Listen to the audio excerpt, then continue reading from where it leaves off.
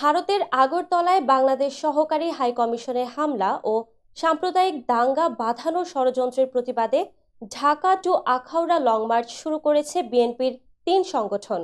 দলটির এই কর্মসূচিকে হালকাভাবে না নিয়ে নিরাপত্তা জোরদার করেছে ভারত ও ত্রিপুরা রাজ্য সরকার। বুধবার আখাউড়া ইন্টিগ্রেটেড চেকপোস্ট ও ত্রিপুরা রাজ্যের গোটা সীমান্ত এলাকায় বিশেষ সতর্কতা জারি করেছে ভারত।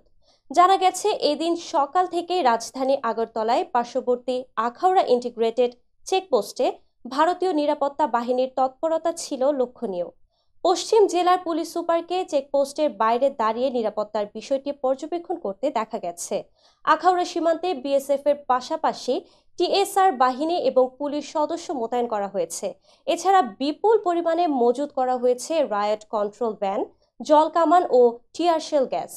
এ বিষয়ে পশ্চিম জেলার পুলিশ সুপার ডক্টর কিরণ কুমার বলেন, উত্তেজনাকর পরিস্থিতির কথা চিন্তা করে গত ১ সপ্তাহ ধরে আখাউড়া সহ রাজ্যের সীমান্ত এলাকায় বিএসএফ এর সংখ্যা বাড়ানো হয়েছে এবং পুলিশ বাহিনীও টহল দিচ্ছে। গোয়েন্দা বাহিনীকে বিশেষভাবে সতর্ক করা হয়েছে। যে কোনো ধরনের উত্তেজনাকর পরিস্থিতি সামাল দিতে নিরাপত্তা সংশ্লিষ্ট সব বাহিনী প্রস্তুত রয়েছে।